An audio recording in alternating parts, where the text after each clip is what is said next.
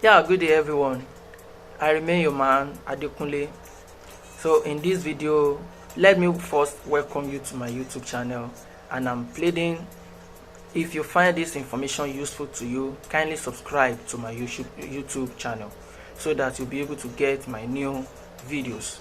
So in today's video, we're going to discuss about which of the Chinese visa embassy should you choose between Lagos Embassy and Abuja Embassy.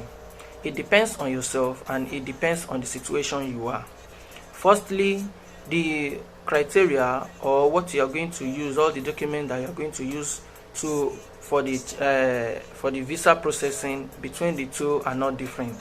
So what you're going to supply at the Lagos Visa Embassy and Abuja Visa Embassy are the same. You're going to submit the same document. The different deal is that if you are on full scholarship, you are going to submit another thing at Lagos Embassy, which is sponsorship letter, which you are going to submit accounts.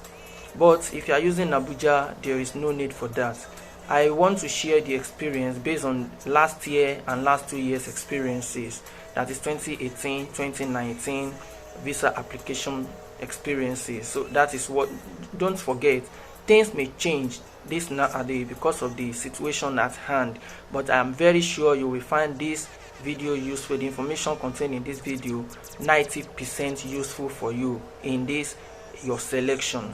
So if you are on full scholarship, you can select whether Lagos Embassy or Abuja Embassy. If you have gotten all your documents ready, if now before you fill the visa form online, just ruminate which one are you going to select. If you are on full scholarship,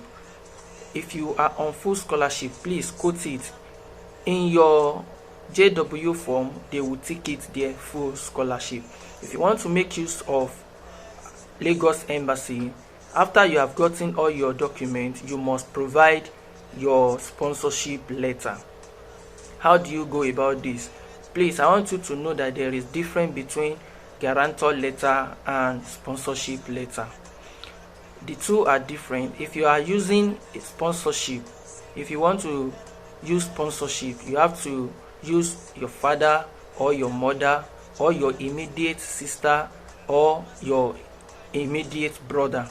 If you are using anybody aside this, you still need to add another document. What do I mean?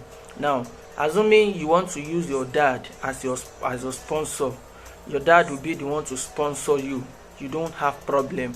Just get your dad's birth certificate, your birth certificate, and your dad's account. You are good to go.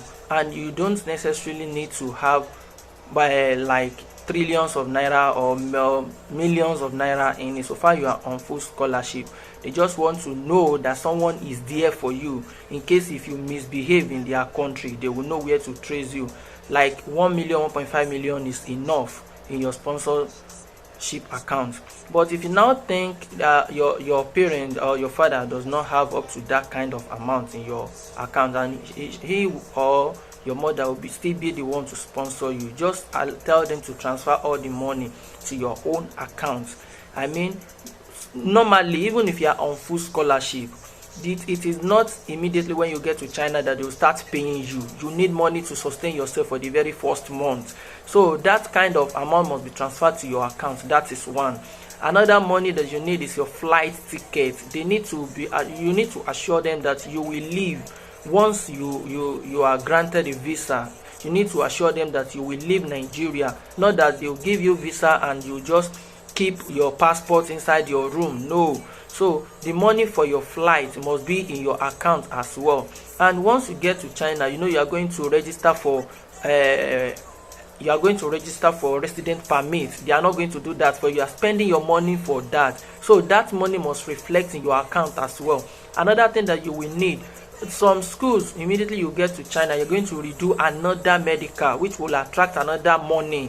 So that kind of amount also must be in your account. You see why you need sponsorship or you need guarantor about that. If you know you do not have much money in your account, if you have like 800,000 naira, just use yourself as sponsor yourself. You write the letter like so with CSC number or with university application number so.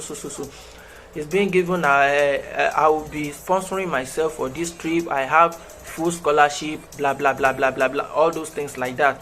Then you document all this, the value of your scholarship. Okay, my scholarship will cater for this, will cater for this, will cater for this, will cater for this. So you can sponsor yourself. You can use your own account. But in case you do not have money and your father will need to transfer the money into your account, your father will now write a letter like a guarantor that I was the one that transferred the so amount into this my son's account for everything that he will need for the period of the application and other things contained in his account. So you know that is the difference between the two. Or if you think you are working class, you have the enough money, you still need a guarantor. You can use your boss at work as your guarantor, but you will need birth certificate and international passport of that person. You will need, if you are using your uncle, you need a birth certificate and the passport of that person too as your guarantor. You just they will be there that in case if anything happen, they will be the one to contact and they will be the one to hold responsible for anything that you do in China. That is why you need a guarantor. If you are using your dad as your sponsor, you don't need guarantor again. So far you are using every of his information. If you are using your mom, you don't need a guarantor letter. That you need their sponsorship letter and their account details and every details. But if you are using your aunt, maybe somebody, maybe a younger brother or an elder brother to your dad or to your mom or whatsoever, you are going to get a certificate, a birth certificate of that person, birth certificate of your dad or your mom. That is the relationship between that person and your mom. It is their birth certificate that will say it, and your own birth certificate. That is why the issue of sponsorship is somehow, when we are talking about sponsorship, some people will just think I just take somebody from somewhere to be your sponsor. No, it is not done. They will review your visa. You can't just take anyone anyhow. Anyone that is going to be your sponsor must have the same surname, the same thing. There must be something that both of you share together. If you cannot use ordinary person, maybe because the person has money in his account and you think you can just make use of the person as a sponsor, they will deny your visa. They know what they are doing. They know what they are doing because they are, I don't know how to put it, but just know that they are going to cash you. They're going to catch you. So you don't use fake document, you don't use fake thing. Just be straight. If you know that maybe your father is dead, your mother is dead, and it is your uncle that will sponsor you, just get the birth certificate of that your dad and the death certificate of that your dad and the uncle's birth certificate and the uncle's international passport, coupled with your own birth certificate. You tender them. That is how to prove the relationship. You have to prove the relationship between you and your sponsor.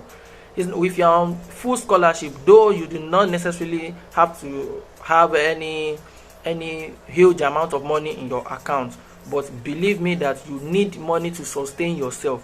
That is that about Lagos. But Abuja, if you are on CS, it is automatic. You don't even need any sponsor. You don't need anything. Just have genuine document, submit your document, do your this thing, and you are okay. Another thing is, please, I did not include this in the previous video. I will include it here. Immediately you receive your document from your school, you have to mail your school to send the soft copy of your document to the embassy you are going to use. If you are using Abuja embassy, mail your school to send the soft copy of your admission document, or that is JW2 form, to the embassy you are using, that is Abuja. If you are using Lagos, tell them to send to Lagos.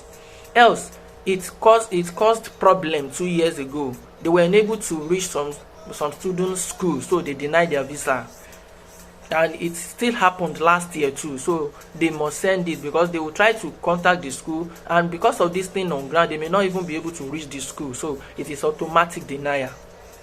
That is that about Lagos and Abuja.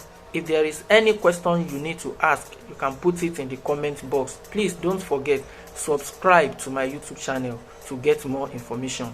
Thank you.